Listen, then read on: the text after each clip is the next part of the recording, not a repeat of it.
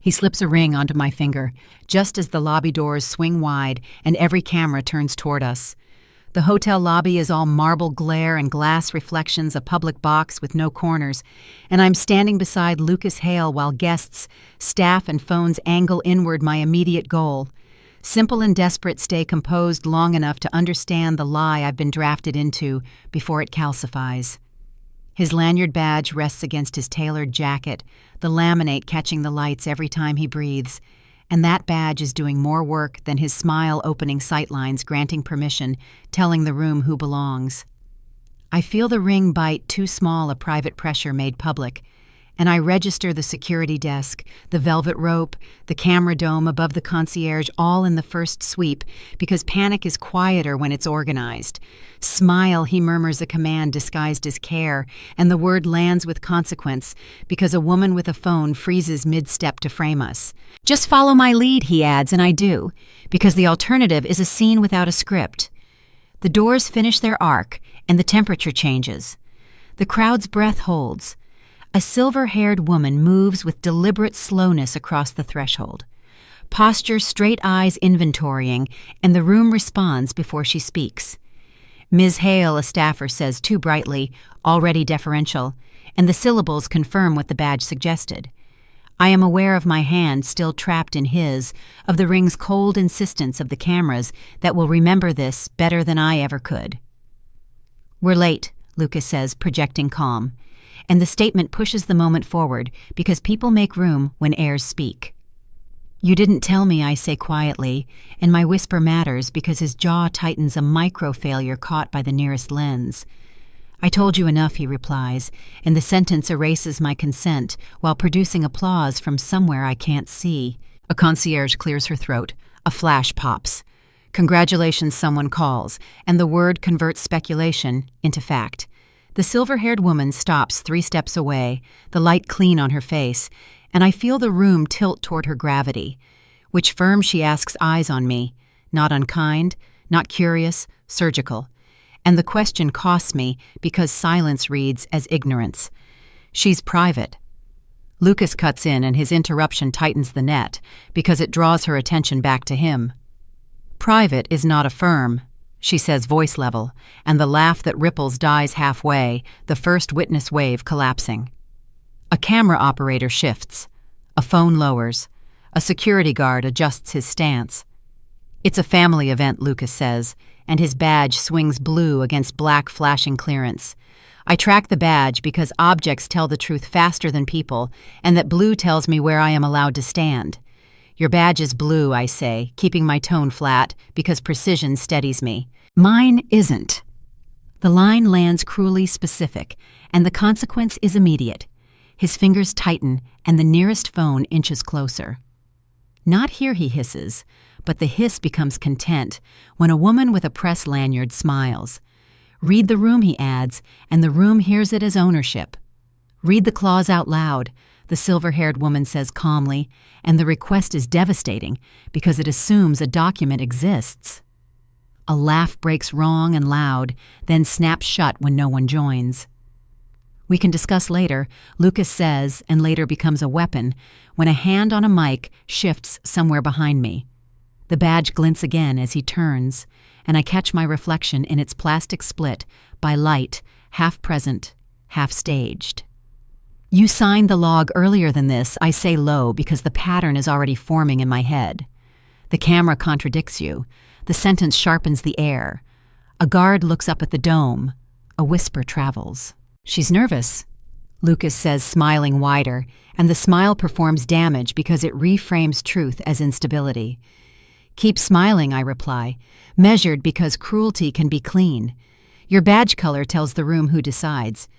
The silver-haired woman's gaze flicks to the badge, then to my hand, then back to his face. A 3-beat assessment that drains the chatter. Under the lobby lights, the ring feels like a contract written by cameras, not consent. Someone clears their throat near the desk. A clipboard taps once. A microphone squeals and is cut. We'll take photos now, a coordinator announces, and the instruction compresses time because poses create records. Lucas angles us toward the backdrop, steering my shoulders, and the consequence is physical as well as social. The velvet rope shifts, blocking retreat. "Stand here," he says, and the imperative costs him when the silver-haired woman steps closer instead. "Say it again," she tells him, quiet, deadly. "Your title is heir, not host." The needle sinks because titles rearrange power in public. A phone goes dark, another lifts higher. "This is not the place," Lucas says, and the plea reveals fear, a currency he hasn't spent before. "This is exactly the place," she replies, eyes never leaving me now, and I understand the trap is symmetrical. Whatever happens next will be recorded. I breathe through my nose, cataloging exits I no longer have, and I decide that survival here means letting the light do its work. I didn't agree to this. I say audible, not loud, because clarity spreads faster than volume. The consequence is immediate and collective. Murmurs harden lenses, adjust the badge swings uselessly. Smile. Lucas repeats softer, and the softness confirms the shift. The ring pinches again as he squeezes, and I don't pull away because resistance would give him a narrative. I hold still, let the cameras see the strain, let the object accuse him. The badge keeps flashing blue, while the room learns it doesn't mean permission anymore. I'm Elena Ruiz, 33, a contract paralegal from San Diego, and I took this job because it looked clean on paper. Earlier that afternoon, before the lobby turned into a stage, the venue felt neutral, soft carpet near the side lounge, a controlled hum from the vent staff moving with practiced politeness, and my immediate goal was modest attend, smile, leave with my fee and no name attached. A folded guest list sat on the counter by the espresso machine corners, worn from hands that treated it like a map, and when I glanced at it, my name appeared in ink that wasn't the same as the rest, a small difference that made my stomach tighten. A clean beam of stage light divided the lounge floor. Lucas Hale arrived already talking, already managing time like it was inventory. "It's simple," he said, lowering his voice as if discretion were generosity. "You stand with me. You don't answer questions." The sentence did work immediately. A coordinator paused nearby, listening. "I'm not answering questions because I'm not," I began, and he cut me off with a smile that had teeth. "It's a family event," he said, and the phrase carried authority because of who he was, not what he meant. I noticed the guest list again because objects repeat when they want to be seen. My name was slotted between donors, not plus ones, and the consequence of that placement was clear when a staffer nodded at me as if I belonged. "You'll be fine," Lucas said, tapping the list with a finger, and the tap became a claim because the room accepted it. I pressed my fingers together, my habit when I calculate, and asked, "Who's coming?" He answered too quickly. "Everyone!" The beam of light crept as someone adjusted a dimmer widening, refusing to stay decorative. "I need to know what I'm walking into," I said, and my tone mattered because a waiter slowed listening. "You're walking into a photo," he replied, and the word reframed consent as choreography. A phone buzzed on the counter. A name tag sheet slid closer. The lounge door opened and closed, the latch clicking like a count. "Say yes," he said softly, and the softness carried a threat because it came with a timeline. 5 minutes. 5 minutes is not a request. It's a constraint.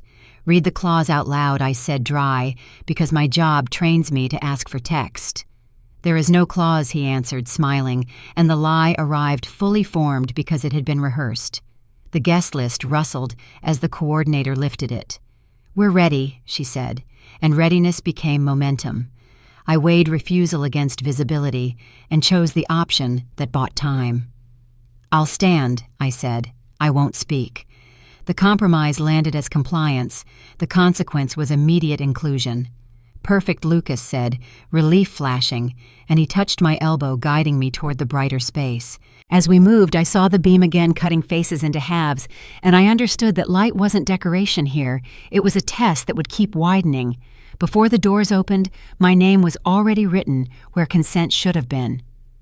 By the time I slipped away from the lobby, the applause had thinned into that brittle murmur people use when they're unsure whether they've witnessed something real, and the back corridor felt narrower than it should have, carpet-muffling steps that suddenly mattered. I was past smiling now. My immediate goal was verification, because stories collapse when facts don't line up, and the easiest way to survive a performance is to find the cue sheet. The operations console sat half-hidden behind a portable wall, its screens dimmed, a projector remote resting on top like it had been abandoned mid-thought. I picked it up because objects volunteer when people don't. The plastic warmed the buttons worn in a way that suggested habit rather than accident. "You're not supposed to be here," a voice said. And the sentence mattered because it came with movement, footsteps closing, and consequence, because I felt the corridor compress. "I'm with him," I replied, calm, letting the words do the work, and the remote did its own work when the screen behind me flickered awake, light spilling into the glass and throwing my reflection back at me in halves. "Quick," I added, "and quick is a currency everyone accepts." A message thread bloomed on my phone as I unlocked it, a screenshot I hadn't known I needed until I saw it, my name spelled correctly, a single emoji I would never use, and a line that read, "Confirmed with a location tag pinned to the lobby," and a masked account detail ending in 82. The cost of getting it was immediate. A staffer rounded the corner early, saw the glow, hesitated. 5 minutes, I said, because 5 minutes had already been established as law, and he nodded, moving on the risk banked. The remote clicked in my hand, and the screen behind me reflected the same preview in reverse, long enough for the pattern to register the message time-stamped earlier than Lucas's whisper, the confirmation predating consent. "You said you just decided," I murmured to myself, because speaking steadies me, and the words felt truer when they hit air. "I told you enough," Lucas's voice came from behind me closer than I liked, and the closeness mattered because it limited my options. "You're shaking," he added, smiling for anyone who might be watching, and the smile did harm by reframing evidence as nerves. "I'm reading," I said, and the consequence was immediate. His hand closed over the remote, not taking it, just asserting presence. "Put that down," he said, and the command cost him, when the screen brightened again, the reflection sharpening. "Read the clause out loud," I replied, even because the phrase had already proved useful. "Which clause?" he asked, too fast. "The one that confirms me before you ask," I said, and the cruelty of specificity landed. A guard glanced back, a phone lifted. "This is a misunderstanding," Lucas said. "Louder and louder is a tell when control slips." "Your badge is blue," I said quietly, nodding at the laminate at his chest as it swung into view. "Mine isn't." The line drew attention to the wrong object, which was the point. The remote hummed the screen, showing the message again, the location tag stubborn. "Say it again," he hissed, and the hiss mattered because it suggested fear. "Your title is heir," I said, measured. "Mine isn't anything yet." He laughed wrong, and the laugh converted curiosity into suspicion. "Keep smiling," he told me, and the softness was a threat because it was paired with proximity. "Keep smiling, your email header is on the screen," I replied, not raising my voice, and the immediate consequence was a sharp intake of breath somewhere behind us. A coordinator's heels stopped. The corridor filled. "Turn it off," Lucas said to no one in particular, and the command failed because the remote was in my hand. "You signed the log earlier than this," I added eyes on the reflected thread. "The camera contradicts you." The phrase had weight now. Someone murmured. A phone steadied. "You're making this worse," he said, and worse became leverage because it implied he knew how bad it could get. I didn't write that, he added, and denial without detail is a flag. "Then who confirmed me?" I asked, and the question mattered because it demanded a name. He glanced at the screen, then at the corridor, calculating witnesses, and the calculation cost him time. "It's Standard," he said finally, and Standard is a lie that collapses under light. The remote vibrated as a notification tried to push through. I ignored it because this moment needed clean lines. The reflection showed my name confirmed before my voice proof that the story had been staged without me. "We need to get back," Lucas said, reaching for my elbow, and the reach mattered because it turned private pressure into public motion. "Not yet," I replied, stepping aside so the screen remained visible, and the consequence was immediate. The guard's radio crackled a supervisor's voice asking what was going on. "This is a family matter," Lucas said, and the word family failed to quiet the corridor because the object had already spoken. Read the room, he added, and the room finally did. I felt the balance shift, not toward me, but away from him as people recognized a pattern they'd seen before power rehearsing reality. I pocketed the phone, lowered the screen, and set the remote back where it had been, because sometimes the strongest move is to leave the evidence standing on its own. We'll talk later. Lucas said the promise hollow now, and the hollowness was the consequence that mattered. I walked toward the light knowing the first fracture had already spread, and that whatever came next would have to reckon with the fact that confirmation had come before consent, and cameras had learned the difference. The projector went dark, but the timeline stayed lit, waiting to be read aloud. The lobby had reorganized itself by the time we returned to Public Square, pretending to be neutral, while every sightline bent toward the same center, and my immediate goal was containment. Keep the lie from hardening while the room decided who to believe. The wireless mic lay on the host stand, its red light winking like a warning, and I clocked the camera dome above the concierge, the velvet rope easing people into a semicircle that felt intentional, even if no one admitted it. Photos in 2, a coordinator announced bright, and the brightness mattered because it invited participation.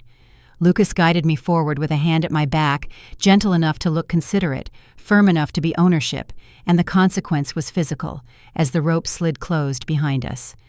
Smile, he murmured again, and the word landed heavier now because it had witnesses. We'll do a quick welcome, Nina Brooks said into the mic, and her voice cut the air cleanly. She glanced at the monitor bank as if checking a reflex. The crowd laughed first wave, because laughter is safer than thinking. Ladies and gentlemen, Nina continued, and the room hushed. Second wave phones lowering a hush that carried weight. Before we proceed, there's a camera check, she added. Casual is devastating when it's procedural. The monitor flickers to a still frame from the lobby feed tagged with a camera ID and the word lobby beneath it, and the image froze on the exact moment the ring met my finger. A murmur rolled third wave as people recognized themselves in the background. That's us, someone whispered, and the whisper mattered because it validated the frame.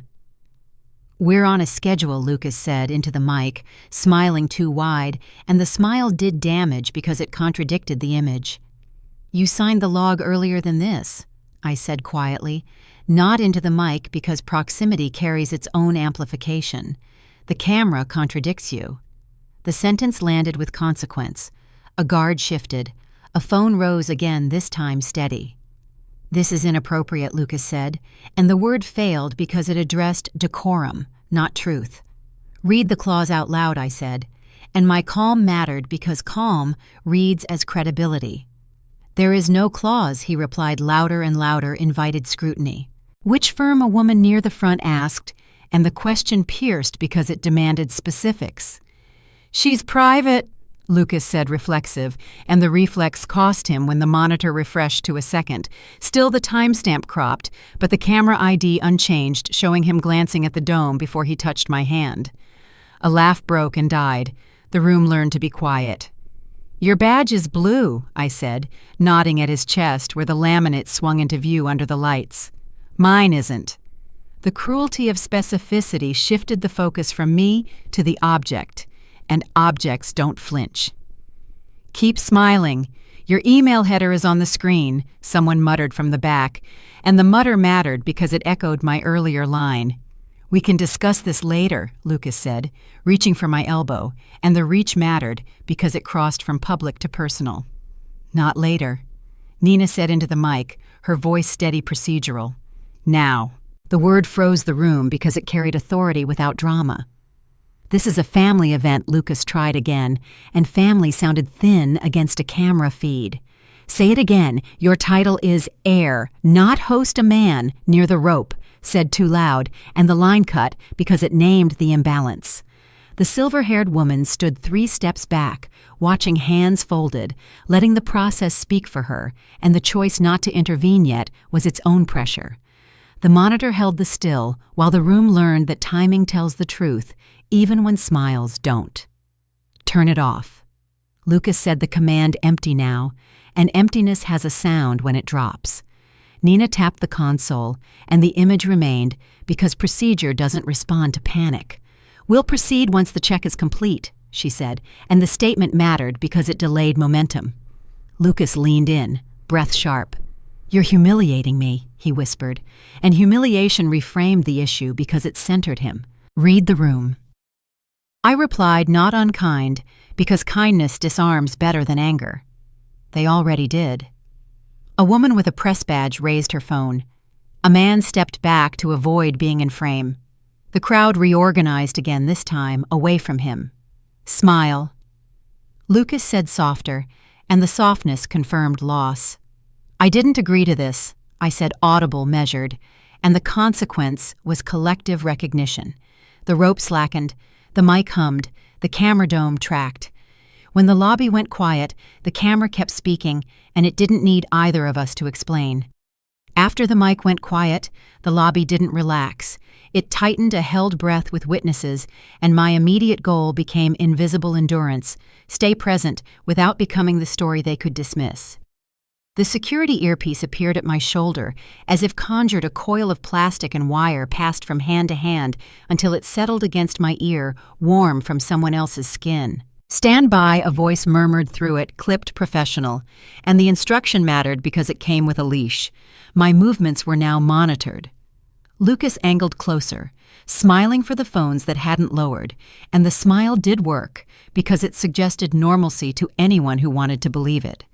"This ends now," he said under his breath, and the threat carried consequence because his hand drifted to my elbow again, possessive.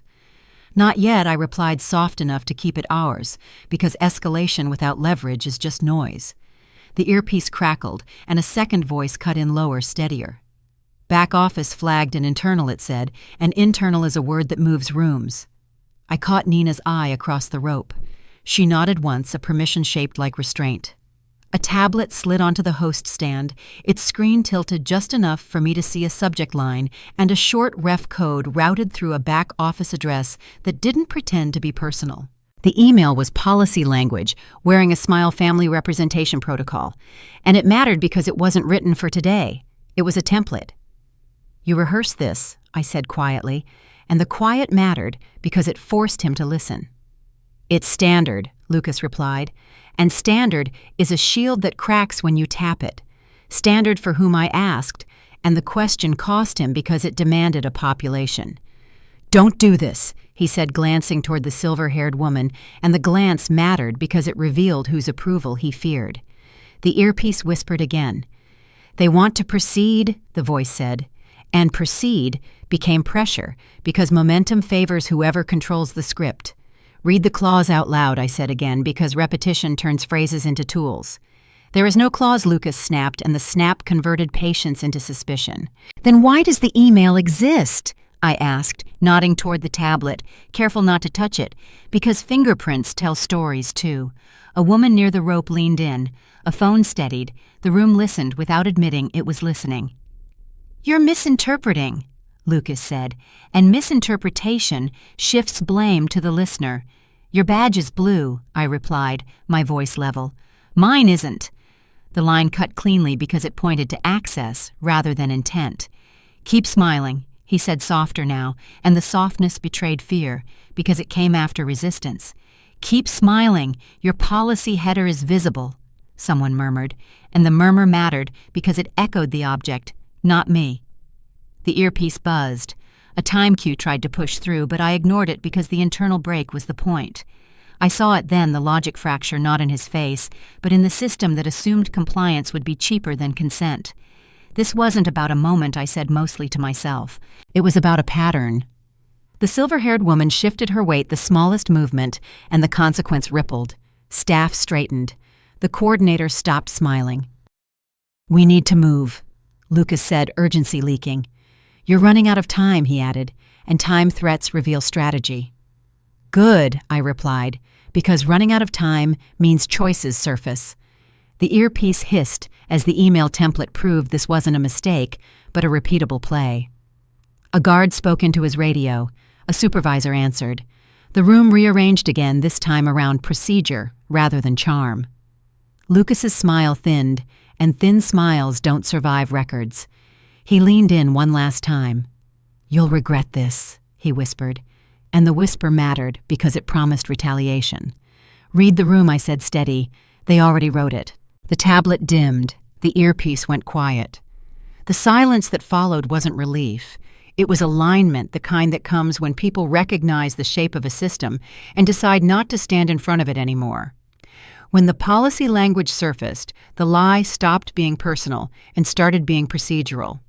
The control corridor smelled faintly of warm plastic and coffee, a utilitarian vein behind the lobby's gloss, and my immediate goal narrowed to preservation: lock the contradiction before it could be overwritten by speed or charm.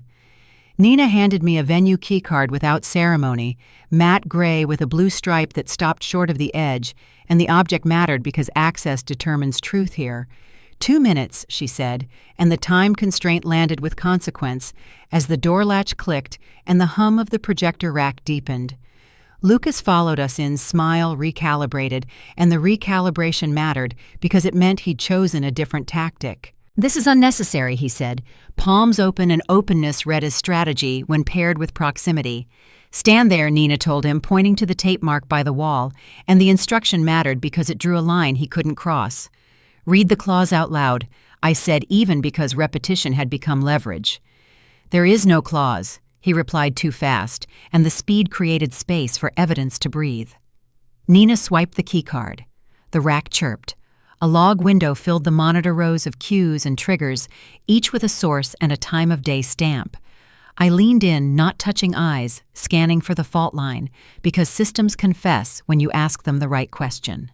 "Scroll," I said, and the request mattered because Nina obeyed without looking at Lucas. The beam from the overhead work light widened as the screen refreshed a clean line slicing the room bright enough to flatten faces. The beam widens as timestamps refuse alignment. "There," Nina said, tapping the glass with a capped pen, and the tap mattered because it anchored attention. A cue labeled "Welcome" rolled at 7:18 p.m., while the activation log below showed the trigger fired earlier, a mismatch small enough to miss if you wanted to miss it. "That's normal buffering," Lucas said, and the explanation failed because it was vague. "Name the buffer," I replied, and the demand mattered because it required specificity.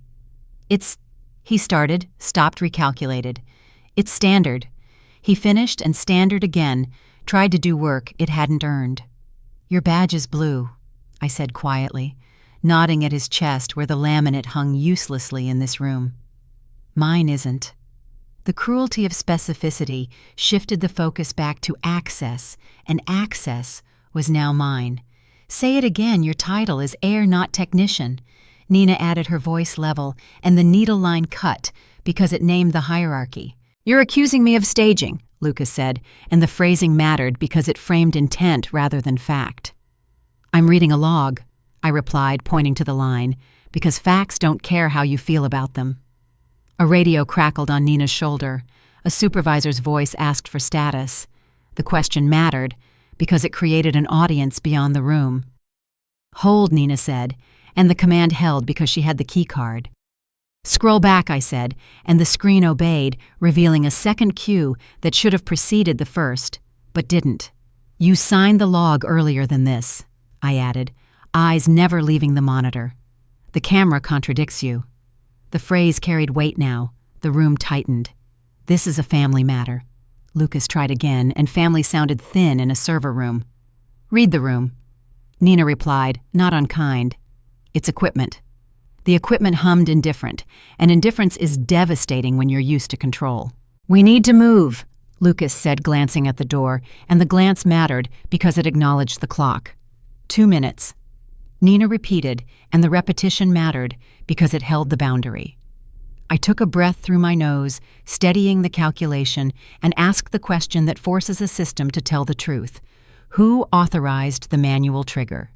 Silence stretched. The beam held. The monitor waited. "It was delegated," Lucas said finally, and the concession mattered because delegation leaves a trail. To whom I asked, and the question landed with consequence as his eyes flicked to the key card in my hand.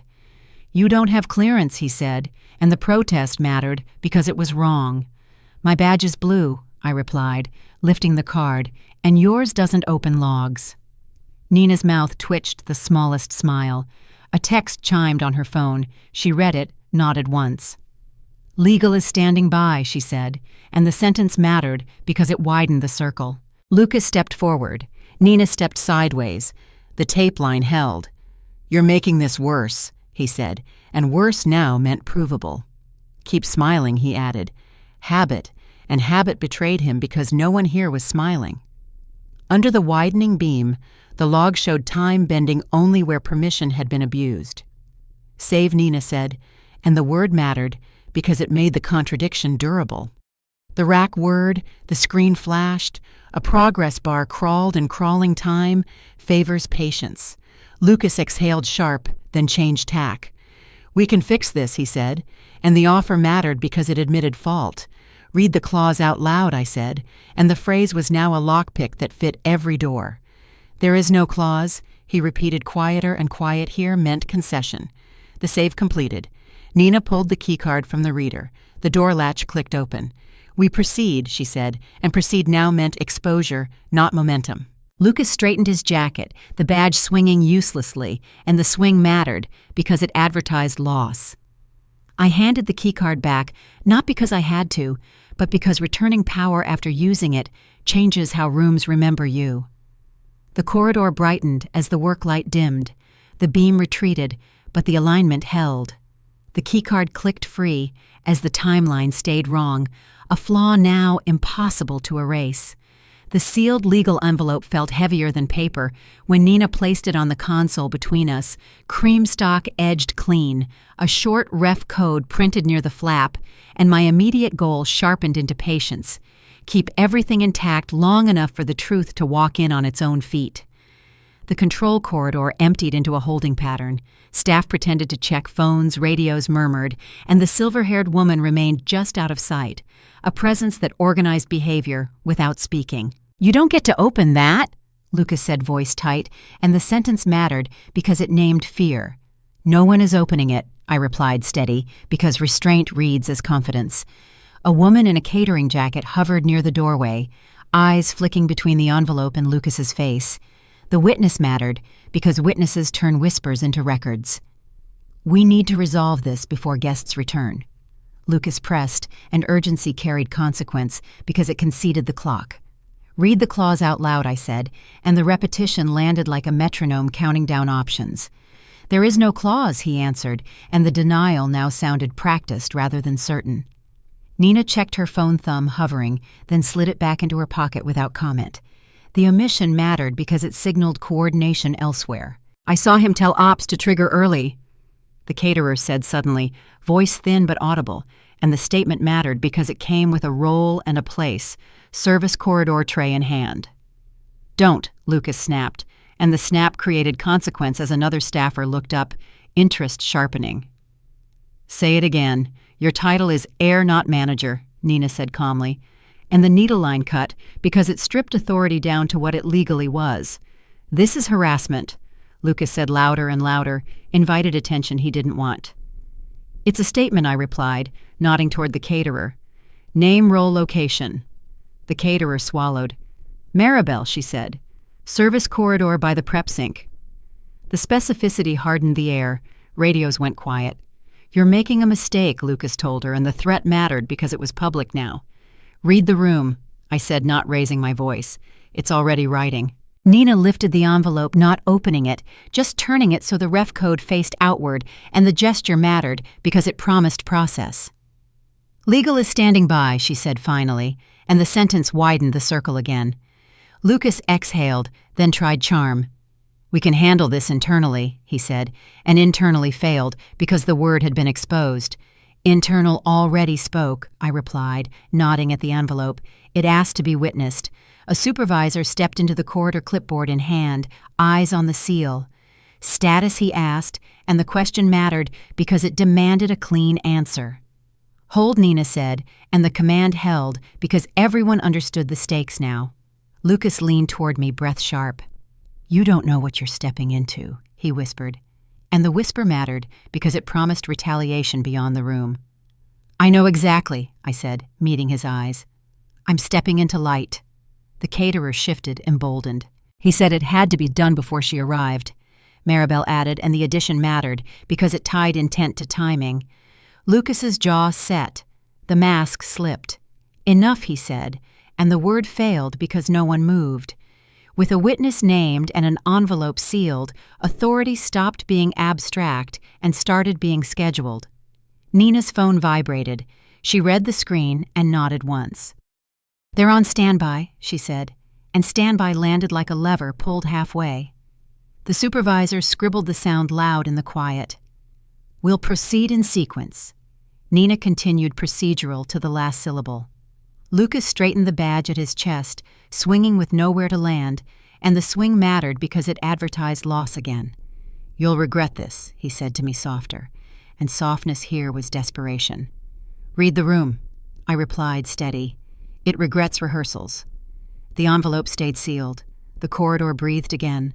The light held. As names entered the record, the room learned how quickly power changes when witnesses decide to speak.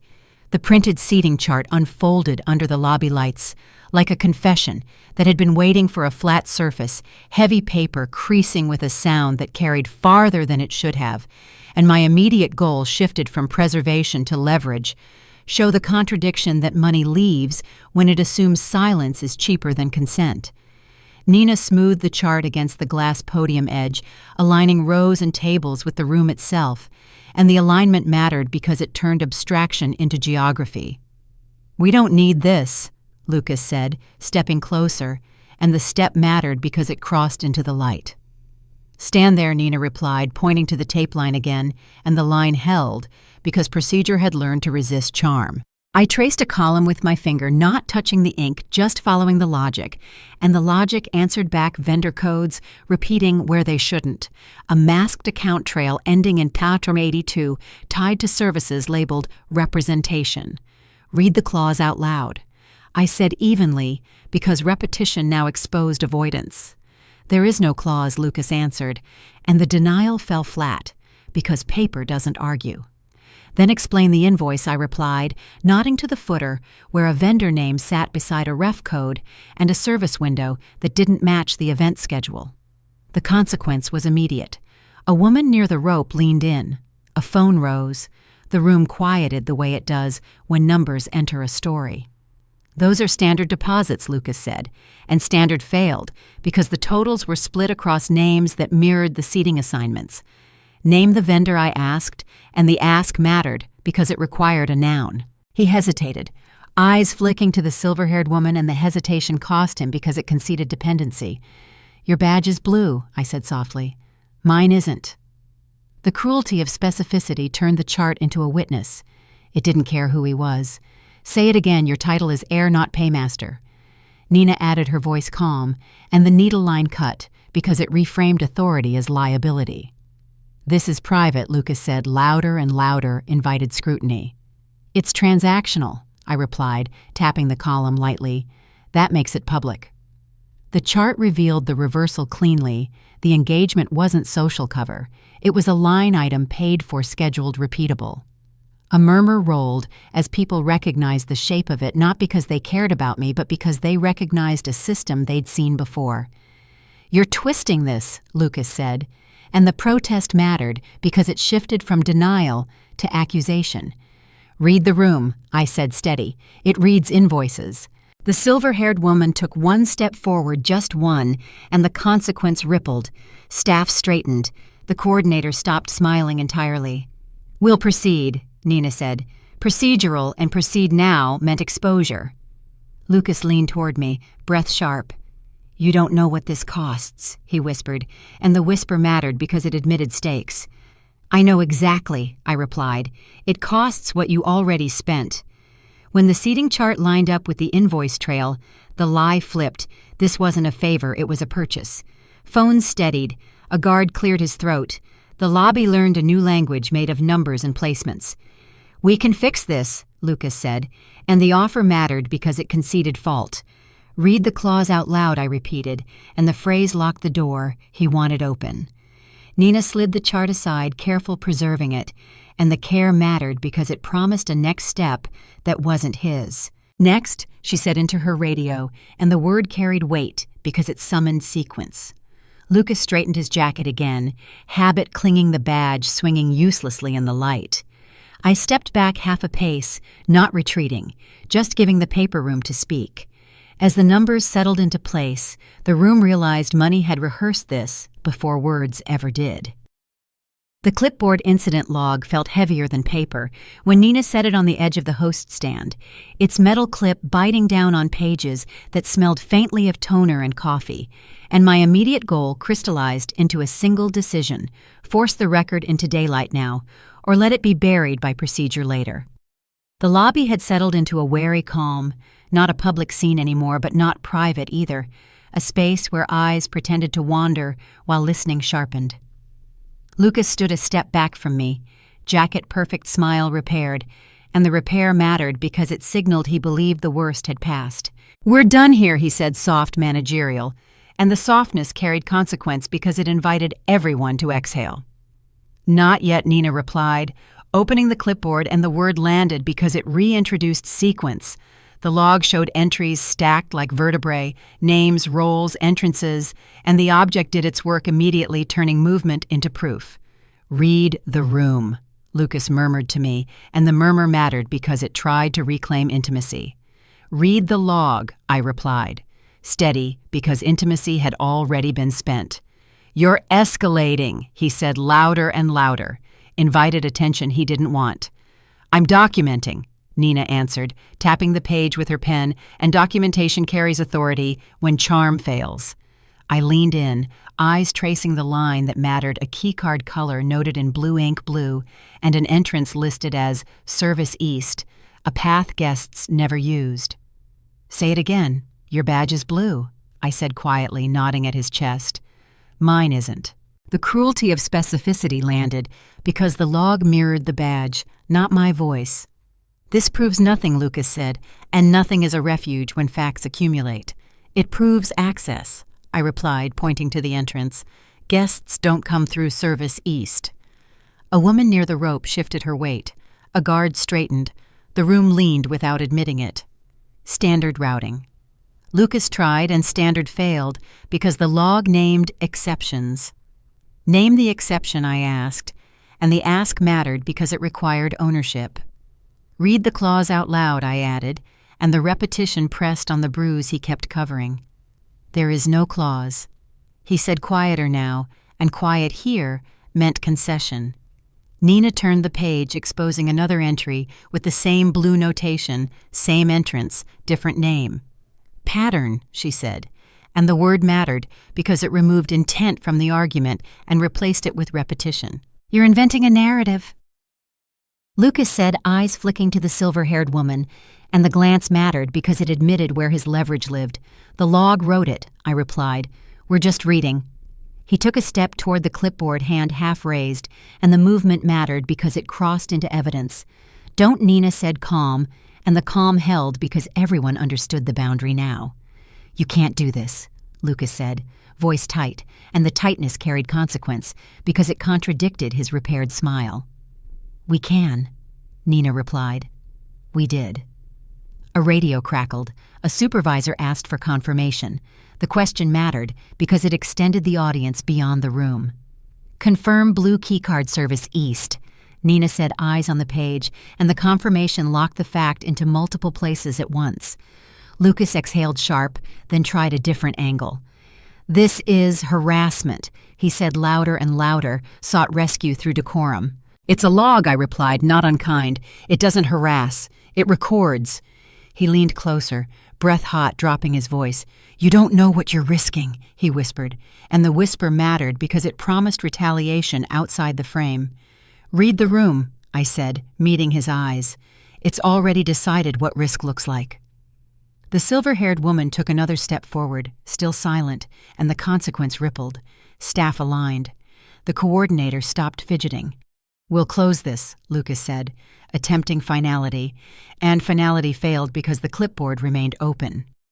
"You signed the log earlier than this," I added, tapping the time column without reading it aloud, because even without a stamp, the sequence was obvious. "The camera contradicts you." The phrase had weight now. No one laughed. Phones stayed up. When the access record lined up blue keycard service east, the choice narrowed to truth now or consequences later. Nina closed the clipboard gently, not hiding it, just marking the end of reading. "We proceed in order," she said, and the order mattered because it implied something beyond this room. Lucas straightened, smoothing his jacket again, habit clinging like a life raft. "You're making a mistake," he said to me softer, and softness here was desperation. "Say it again. Your title is heir, not gatekeeper," someone near the rope said, and the needle line cut because it came from the crowd now. A guard shifted to block the service corridor. A staffer noted the movement. The room learned how quickly procedure becomes muscle memory. "This ends tonight," Lucas said, attempting to anchor time. "It's already ended," I replied. "It just hasn't finished speaking." The clipboard stayed visible. The badge swung uselessly. The path he'd used closed without ceremony. With the incident log sealed and sightlines set, the next voice would arrive wearing authority, not apology. The glass podium waited at the center of the lobby, like a promise made of transparency, its surface catching every face and throwing it back brighter, and my immediate goal narrowed to one condition: let the proof speak publicly before any authority entered, or the moment would collapse into rumor. Nina placed the sealed legal notice letter on the podium without ceremony. Cream, stock pristine, a short ref code visible to anyone close enough to read, and the placement mattered because it transformed a private warning into a public fact. Phones lifted in unison, the camera dome adjusted, the room reorganized itself into witnesses. "We're proceeding," Nina said into the wireless mic, voice level, and the word carried consequence because it invoked sequence, not drama. Lucas stepped forward, smile rebuilt one last time. "This is unnecessary," he said, and the sentence failed because it addressed comfort, not truth. "Read the clause out loud." I said not into the mic because the room no longer needed amplification. "There is no clause." He replied louder and louder, betrayed panic now. Nina turned the envelope so the ref code faced outward and tapped it once against the glass. The sound cut cleanly. "This notice summarizes findings," she said, measured. "It's being entered into record." The phrase mattered because record is a door that only opens one way. A murmur rolled, phone steadied, a guard shifted to hold the velvet rope firm. "You can't do this," Lucas said, reaching for the envelope, and the reach mattered because it crossed from speech into interference. "Don't," Nina said calm, and the calm held because procedure had teeth now. "Say it again, your title is heir, not counsel," someone near the front said, and the needle line cut because it came from the crowd. Nina broke the seal and withdrew the letter holding it so the podium's glass magnified the header. She read just enough scope summary, next steps, no dates, no theatrics, letting the structure do the work. The silver-haired woman stood still, eyes on the page, not intervening, letting the process outrank family. "This is defamatory," Lucas said, louder and louder, invited scrutiny he couldn't control. "It's documented," Nina replied, and documentation ended. Debate. A phone chimed. A text went out. A response returned almost immediately. Nina nodded once and lifted her gaze, authority on sight, she said, not raising her voice, and the timing mattered because it came after the proof, not before. The lobby doors opened with a controlled sound, and Deputy Field Officer Mark Ellis entered, badge visible, posture, neutral eyes, already scanning the podium. The witness wave completed itself, laughter long gone silence. Now absolute people stepping aside as if the floor had instructions. "I'm here regarding the notice," Ellis said, voice even, and the evenness mattered because it carried weight without heat. "You can't," Lucas said, reflexive, and the reflex failed because it had no addressee anymore. "Read the room," I said quietly, because quiet now was authority's language. "Please step back," Ellis told Lucas, hand raised, and the instruction mattered because it came with a badge that didn't swing. Lucas hesitated, then obeyed the smallest pause, costing him the room. "We'll need the materials." Ellis continued nodding to the podium, and the nod mattered because it treated the evidence as already legitimate.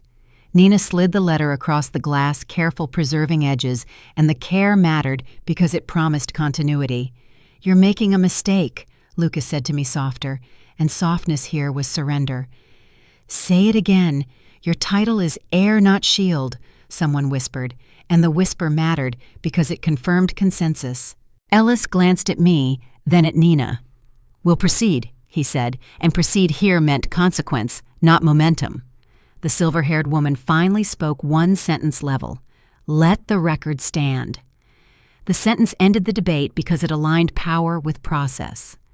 Under the glass podium's glare, the sealed notice became undeniable, and authority arrived only after the truth did. Ellis gestured toward the side corridor. Lucas moved shoulder squared, smile gone. The badge at his chest, suddenly irrelevant. Phones captured the exit. The rope opened. The lobby exhaled in a new way. When the doors closed behind authority, the room learned that proof doesn't need permission once it's public. The spotlight came up without ceremony, a bright stage light cutting the lobby into a clear geometry where nothing could hide, and my immediate goal shifted to completion. Let consequences unfold without adding myself back into the machinery. Deputy Ellis spoke quietly with Nina near the podium, their heads inclined, and the quiet mattered because it signaled that decisions were already moving through channels larger than this room.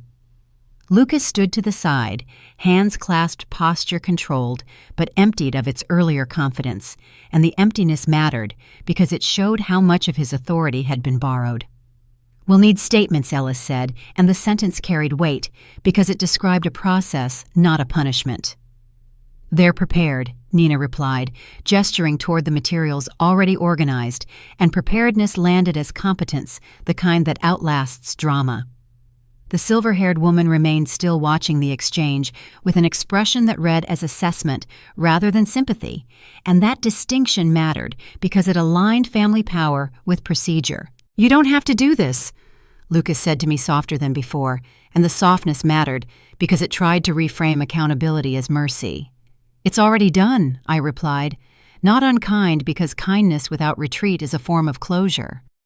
A guard stepped forward, guiding Lucas a half-step farther from the podium, and the movement mattered because it formalized distance. Say it again, your title is Heir Not Exempt, someone near the rope murmured, and the needle line cut, because it came from the crowd. Not me. Ellis turned, addressing the room just enough to be heard. The process will continue off-site, he said, and the promise mattered because it relocated power away from spectacle. Phones lowered, people exhaled. The audience learned how justice actually looks when it works procedural, unglamorous, irreversible. Nina collected the documents, stacking them with care, and the care mattered because it treated the evidence as durable rather than victorious. We're done here, Lucas said, attempting to reclaim finality, and finality failed because no one responded. We are, Nina replied calm, and the calm landed because it belonged to the system now. The silver-haired woman stepped closer to me, for the first time, her voice low, precise. You stood where light was strongest, she said, and the sentence mattered because it acknowledged action without rewriting motive. That was enough. I nodded once, not offering gratitude, because gratitude can blur lines that need to stay sharp. Ellis gestured toward the exit. Lucas moved without protest, shoulders squared, eyes forward, and the compliance mattered because it confirmed the shift. The spotlight dimmed slightly as the podium was cleared, returning the lobby to something like normal. But normal had changed shape. Staff resumed motion. Guests found voices. The room relearned how to be a room. I stood where I was until the last instruction was given, until Nina nodded that it was finished. Under the bright stage light, the payoff arrived quietly. Process over spectacle, consequence over control. I step back into the present, as the lobby exhales, the sound changing from held breath to ordinary noise. And my immediate goal is simple. Now leave without carrying their story out with me. The door latch chain clicks once as staff reset the entrance metal on metal, a small sound that lands with finality because it means the stage is closing. The marble still shines, the glass still reflects, but the light feels neutral again, no longer angled to flatter or accuse. People resume movement with care the way you do after a sudden storm passes and you're not sure what's broken yet. Nina nods to me from the host stand, a professional acknowledgement that asks for nothing more. Deputy Ellis's voice fades down the corridor, procedural words dissolving into distance, and I don't follow, because my role ended when the record stood on its own. The silver-haired woman pauses near the podium, eyes tracing the scuffs the evening left behind, then turns away without looking at me again. Which feels right. Alignment doesn't require intimacy. I walk toward the doors, counting steps, because counting steadies me, and the chain hangs slack, now no longer needed to control flow. The cameras tilt down, phones slide into pockets. The room relearns its lines. "You okay?" a staffer asks, kind and brief, and the kindness matters because it doesn't ask for a quote. "Yes," I say, and the word holds because it's true enough. Outside, the air is cooler, and the sound of traffic resets the scale of things. Life has a way of reclaiming space once spectacle withdraws. I pause just beyond the threshold, looking back once, not for closure, but to confirm the geometry has changed. It has. The podium is clear, the rope is open, the light is even. I feel the ring's absence like a pressure lifted, rather than a loss, and the skin under my finger warms as blood returns. My phone buzzes once, a message from a friend asking how the gig went, and I type, then delete, then type again, choosing accuracy over drama. Resolved, I send, and that's enough. I start down the sidewalk, the chains echo still in my ears, and notice how quickly the city absorbs events that felt enormous moments ago. A bus sighs, someone laughs, a door slams farther down the block. The story will travel, of course rooms love a narrative, but it won't need me to carry it. I replay one sentence in my head, not as a warning, but as a calibration, let the record stand. It's a useful principle beyond lobbies. I stop at the corner waiting for the light and think about how consent feels when it's honored quiet, unremarkable, like being allowed to cross when the signal says go. The room stays bright. The lie has nowhere left. When the light changes, I cross without hurry, hands free, posture unclaimed, and the city takes me back as if I'd never been borrowed at all. The door latch chain hangs loose and the light finally belongs to everyone.